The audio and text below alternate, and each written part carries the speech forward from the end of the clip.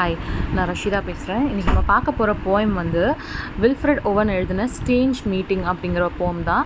So it's very beautiful poem. அது tax about the ப்ரூட்டாலிட்டிஸ் of வாரோடைய கஷ்டங்களை பற்றியும் அங்கே நடக்கிற விஷயங்களை பற்றியும் அது எவ்வளோ ஹர்ட்ஃபுல்லாக இருக்குது, எப்படி லைஃப்ஸை மதிக்காத ஒரு இதுவாக இருக்குது அப்படிங்கிறத பற்றி பேசுகிற மாதிரி.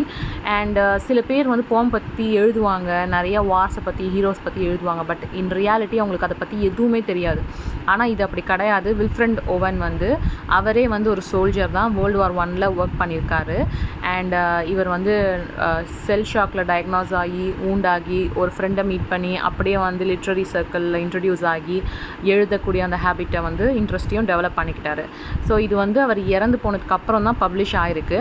So even when he was fighting in the war அவரோட மனசில் எப்படி ஒரு எண்ணம் வந்திருக்கு, அதனால தான் இதை வந்து பியூட்டிஃபுல்லாக எழுதியிருக்காரு. ஸோ அந்த போயம் வந்து பார்த்தீங்கன்னா 4 ஸ்டான்ஸாஸில் இருக்குது. அண்ட் ஒவ்வொரு ஸ்டான்ஸாஸும் ஒவ்வொரு டிஃப்ரெண்ட்டான லென்த்தில் இருக்குது. இது மோஸ்ட்லி வந்து இதோட தீம் பார்த்தீங்கன்னா ஆஃப்டர் லைஃப், இறந்ததுக்கப்புறம் நடக்கக்கூடிய விஷயங்கள், ப்ரூட்டாலிட்டிஸ் ஆஃப் வார். அண்ட் இது வந்து அயம்பிக் பென்டாமீட்டரில் எழுதியிருக்காங்க. ஸோ யா, இதை வந்து நம்ம பார்ப்போம். ஸோ ஸ்டேஞ்ச் மீட்டிங் அப்படிங்கிற அந்த டைட்டிலே வந்து பார்த்திங்கன்னா ரிவால்ட் ஆஃப் இஸ்லாம் அப்படிங்கிற ஒரு ஒர்க்கில் இருந்து எடுக்கப்பட்டு இன்ஸ்பயர் ஆகி எடுக்கப்பட்ட ஒரு டைட்டில் தான். ஸோ இதில் வந்து பார்த்திங்கன்னா லைக் பேட்டில் ஃபீல்டில் நடக்கக்கூடிய ஒரு இன்சிடென்ட் மாதிரி தான் ஓப்பன் ஆகுது. ஸோ படிக்கிறேன். It seem that out of battle I escaped down some profound dull tunnel long since scooped through granites which Titanic wars has groined. So நான் வந்து பேட்டில் ஃபீல்ட்லேருந்து எஸ்கேப் ஆன மாதிரி இருந்துச்சு. ஒரு டார்க்கான ஒரு டல்லான டனல்னால் தெரியும்ல, சுரங்கம், டனல்குள்ளே நான் போகிறேன். அது வந்து பார்க்க எப்படி இருக்குன்னா ரொம்ப ஏன்ஷியண்ட்டான ஒரு டனல் மாதிரி இருக்குது. கிரனைட்ஸ் எல்லாம் இருக்குது அந்த டனல்குள்ளே போகும்போது. அது வந்து டைட்டானிக் வார்ஸில் செஞ்ச மாதிரி இருக்கான். டைட்டானிக் வார்ஸ்னால் வந்து ஆதி காலத்து மனுஷங்களுக்குள்ளே நடந்த அந்த வார்ஸை தான் அவங்க அப்படி சொல்கிறாங்க. ஸோ டைட்டானிக் வார்ஸில் தோண்டப்பட்ட ஒரு டனல் மாதிரி இருக்கான். அதுக்குள்ளே போகும்போது அவ்வளோ பழமையான ஒரு டனல் மாதிரி இருக்குது அப்படின்னு சொல்கிறாரு. Yet also they are encumbered sleepers groaned to fast in thought of death to be busted, and as I propped them one sprang up and stared with piteous recognition in his fixed eyes. So இவர் என்ன செய்கிறாரா, அது உள்ளே போகும்போது நிறைய ஸ்லீப்பர்ஸை பார்க்குறாராம். Sleepers இந்த sense அவங்க தூங்குற மாதிரி இருக்குது. சில பேர் வந்து முழிச்சிருக்காங்க, பட் அவங்களோட கவனம் வந்து இங்கே இல்லை. ஸோ அந்த மாதிரி ஏகப்பட்ட மனுஷங்களை வந்து அவர் பார்க்குறாரு நடந்து போயிட்டுருக்கும்போது. அதில் ஒருத்தர் வந்து சடனாக வந்து இவரை ரெக்கக்னைஸ் பண்ணுறாரு. நீ யாருன்னு எனக்கு தெரியும்னு ஒரு லுக்கு தருவோம்ல ஃபேஸில், அந்த மாதிரி ஒரு லுக்கோட இவரை ரெக்கக்னைஸ் பண்ணுறாரு. ஸோ அந்த லுக்கோட பார்த்துட்டு என்ன செய்கிறாரு, எழுந்திரிச்சு கையை தூக்கி இவரை பிளஸ் பண்ணுற மாதிரி வந்து கையை வந்து ரீச் பண்ணுறாரு. ஓகே, ஸோ அப்படி ரீச் பண்ணும்போது வந்து தட் இஸ் த மூமெண்ட் அவரோட ஸ்மைலை வந்து இந்த ஸ்பீக்கர் பார்த்துட்டு சொல்கிறாரு. அந்த ஸ்மைலை பார்த்த உடனே அவருக்கு தெரியுது. And by his smile I knew that sullen hall and by his death smile I knew we stood in hell. அந்த ஸ்மைலை பார்த்தோன்னே எனக்கு அந்த ஹாலை ரெக்கக்னைஸ் பண்ண மாதிரி இருந்துச்சு. And by his death smile I knew we stood in hell. அவரோட ஸ்மைலை பார்க்கும்போது நான் ஹெல்லில் நிற்கிறேன்றது எனக்கு தெரிஞ்சிச்சு அப்படின்னு சொல்லி. With 1,000 fears that vision's face was grained, yet no blood reached there from the upper ground, no guns thumped or down the flute's moan.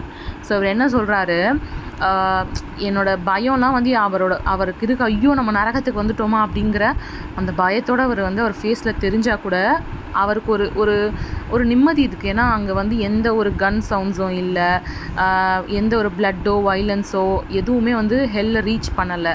அங்கே firing sound கேட்கலை, கன் சவுண்டு கேட்கலை, ஆளுங்க கத்துற சவுண்டு கேட்கலை அப்படின்னு வந்து அவர் பார்க்குறாரு. ஓகே, ஸோ அந்த ஆளை பார்த்து சொல்கிறாரு ஸ்டேஞ்ச் ஃப்ரெண்ட் அப்படின்னு சொல்கிறாரு அந்த ஃப்ரெண்டை. ஏன்னா அந்த ஃப்ரெண்டு யாருன்னு தெரிலல.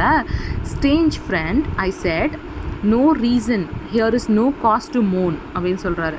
ஸோ அந்த ஃப்ரெண்டு சொல்கிறாரு, எனக்கு ஸ்டேஞ்ச் ஃப்ரெண்ட் இங்கே வந்து கவலைப்படுறதுக்கான எந்த ஒரு ரீசனுமே இல்லையே அப்படின்னு கேட்குறாரு. உடனே அவர் சொல்கிறாரு, he replied no reason. Okay, ஒரு ரீசனும் இல்லை இங்கே, நன். Save the undone years, the hopelessness, whatever hope is yours was my life also. I went hunting wild and the wildest beauty in the world which lies not calm in eyes or braided hair, but mocks the steady running of the hour, and if it grieves richlier than here அப்படி சொல்கிறாரு. So இது வந்து பார்த்திங்கன்னா அந்த other person என்ன சொல்கிறாருன்னா, இங்கே இவர் அதாவது த ஸ்பீக்கர் இஸ் சேயிங் இங்கே எதுவும் கஷ்டப்படுறதுக்கான எந்த விஷயமும் இங்கே இல்லையே. ஏன்னா அவருக்கு வார் கிரவுண்ட்லேருந்து இங்கே வந்திருக்காரு. வார் கிரவுண்டை விட இது ஒன்றும் மோசமான இடமா இல்லை, இங்கே எதுவுமே இல்லை, கன் ஃபயரிங் எதுவுமே இல்லையே, நல்லா தானே இருக்குது அப்படின்னு சொல்கிறாரு.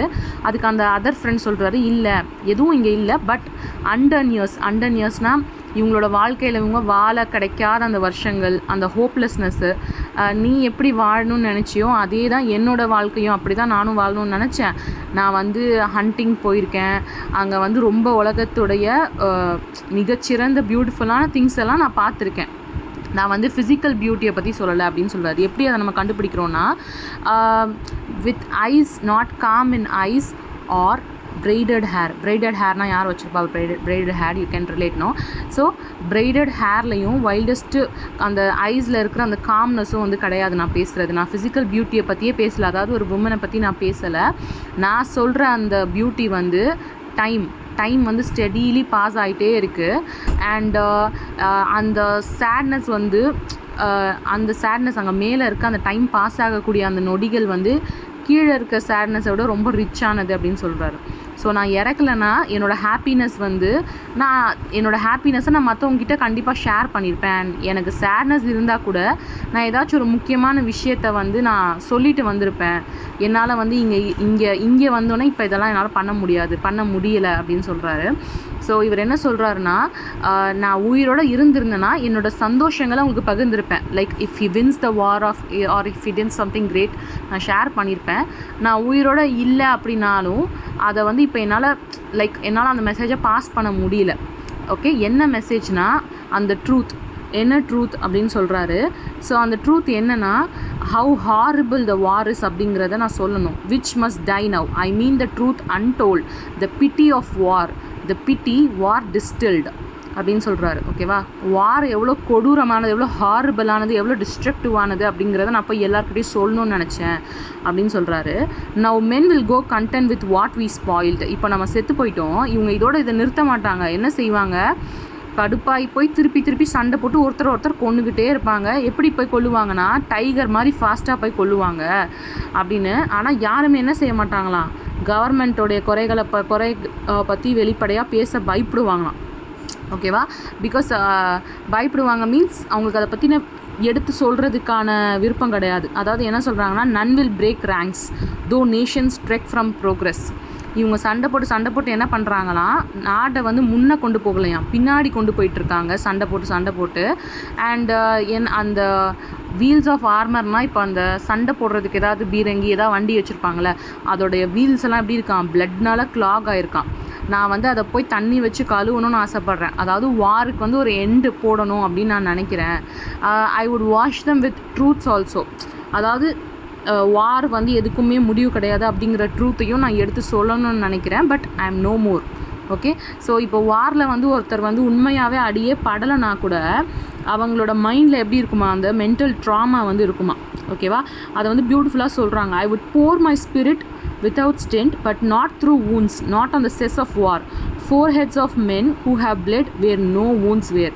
அதாவது மனுஷனோட ஃபோர்ஹெட்டில் இருக்கிற ஊன்ஸு மென்டல் ட்ராமாவை தான் அப்படி சொல்கிறாங்க. அதில் ஊன்ஸ் வெளியில் தெரியாத அந்த ஊன்ஸு அதனால் பிளட் ஆகும். So it's scientifically evident thing. நம்மளோட மனசில் ஒரு கஷ்டம் இருந்துச்சுன்னா, உடம்புல ஒரு புண்ணு இருந்தால் எப்படி அது வலிக்குமோ அந்த மாதிரி மனசு வலிக்கிறதும் ரெண்டுமே same part of the brain தான் ஆக்டிவேட் ஆகுமா. ஸோ அதை பியூட்டிஃபுல்லான ஒரு வேர்டில் சொல்லியிருக்காங்க. நெக்ஸ்ட்டு இதெல்லாம் சொல்லிவிட்டு கடைசியாக என்ன சொல்கிறாருன்னா, I am the enemy you killed my friend, I knew you in this dark so you frowned. நேற்று நீ கொன்னல அந்த எனிமி நான் தான். நேற்று நீ என்னை கொல்லும் போது உன் மூஞ்சியை ஃப்ரவுன் பண்ணனா ஒரு ரியாக்ஷன், ஃப்ரவுன்னா அது ஒரு ரியாக்ஷன். நீ ஃப்ரவுன் பண்ணலை, அதே மாதிரி நான் இன்றைக்கி உன்னை பார்க்கும் போதும் நீ செஞ்ச. நீ நேற்று என்னை கொல்லும் போது நான் அந்த ரியாக்ஷனை உன் ஃபேஸில் பார்த்தேன் அப்படின்னு சொல்கிறாரு. நான் என்னை டிஃபெண்ட் பண்ண நினச்சேன், பட் நான் ரொம்ப ஸ்லோவாக இருந்ததுனால என்னால் முடியலை. லெட்ஸ் ரெஸ்ட் நவ் அப்படின்னு சொல்கிறார். நம்ம இப்போ தூங்கலாம் அப்படின்னு சொல்கிறாரு. ஸோ இப்போ ஃபர்ஸ்ட்டு அவர் தப்பிச்சு போய் அங்கே இருக்கக்கூடிய சீன்ஸை பார்க்குறாரு. அப்புறமா வந்து வார் சீனை விட இந்த இடம் எவ்வளோ பரவாயில்ல, இது ஹெல்லாக இருந்தாலும் பரவாயில்ல, சந்தோஷம்னு நினைக்கிறாரு. அப்புறமா அந்த ஃப்ரெண்டு பேச ஆரம்பிக்கிறாரு, எப்படி ப்ரூட்டாலிட்டி ஆஃப் த வார் எப்படி மோசமாக இருக்குது, எப்படி வந்து நான் உயிரோடு இருந்திருந்தால் இது பண்ணியிருப்பேன், அது பண்ணியிருப்பேன், வார் எதுக்குமே முடிவு கிடையாது அப்படின்னு சொல்கிறாரு.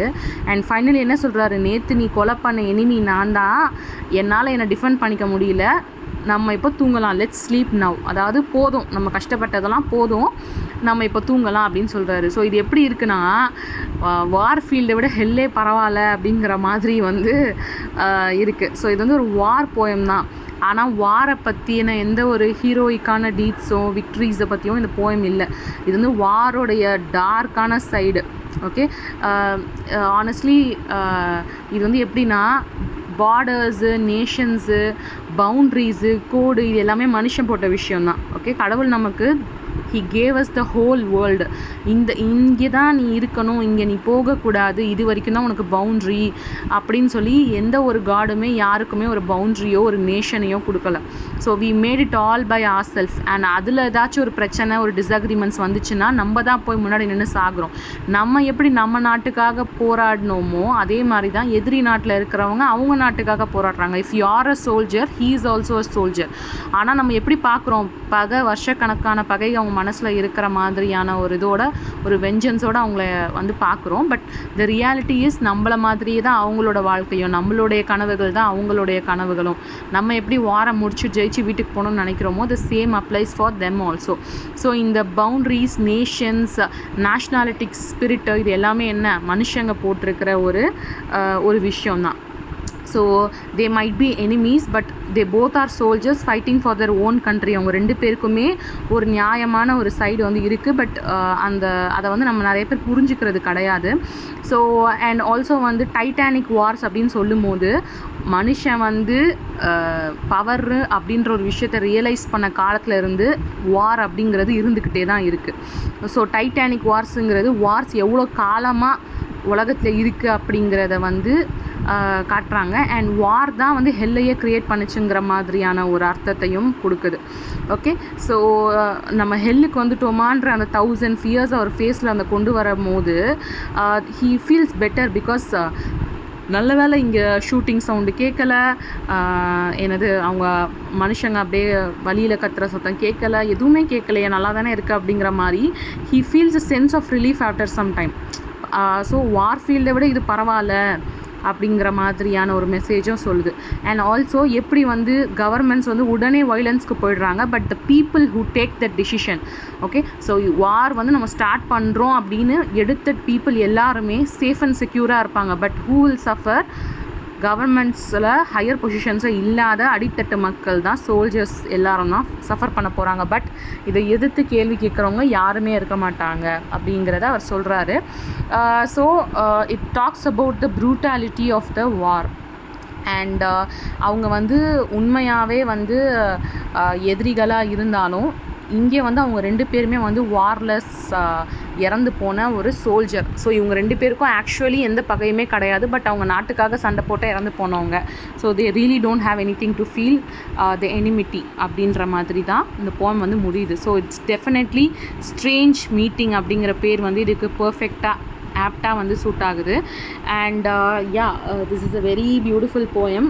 மேபி அவர் அதை வந்து எவ்வளோ ஃபீல் பண்ணியிருப்பார். இந்த சென்ஸ் அவர் வந்து ஆன் டியூட்டியில் வந்து வேலை பார்த்துட்டு இருக்கும்பொழுது எழுதியிருப்பார் இதை. So he felt it in his blood, in his bones. So அதனால தான் வந்து அதை வந்து எழுதியிருக்காரு. ஸோ ஆப்வியஸ்லி அவர் இதை பப்ளிஷ் பண்ணலை, ஆஃப்டர் ஹிஸ் டெத் தான் இது பப்ளிஷ் ஆகிருக்கு. But it clearly shows his heart, அவரோட ஹார்ட் எங்கே இருந்துச்சு அப்படிங்கிற ஒரு சூப்பரான ஒரு சைடை வந்து காட்டுது. அஃப்கோர்ஸ் எல்லாருமே வந்து இப்படி யோசித்தோன்னா there will be no wars. Especially ரெண்டு பவர்ஃபுல்லான கண்ட்ரிஸ் சண்டை போடும்போது the people are very much the high class people, the high people definitely they have different places to go. அவங்க இங்கேருந்து அங்கே மைக்ரேட் ஆகி போயிடுவாங்க, அவங்க பசங்க அவங்களோட இது எல்லாத்தையும் சேஃப் கார்ட் பண்ணிப்பாங்க. ஆனால் the poor people suffer very much. அதை நம்ம யாருமே அதிகமான டைமில் ரியலைஸ் பண்ணுறது கிடையாது. War is not a solution for anything and war is a decision taken by two powerful people. But எவ்வளோ பீப்புள் வந்து அதனால் அஃபெக்ட் ஆகுறாங்க அப்படிங்கிற one side, brutal side of the war தான் இது வந்து காட்டுது. And that's all about Strange Meeting. So இதை கண்டிப்பாக படிங்க, உங்களுக்கு புரியும் படித்தாலே.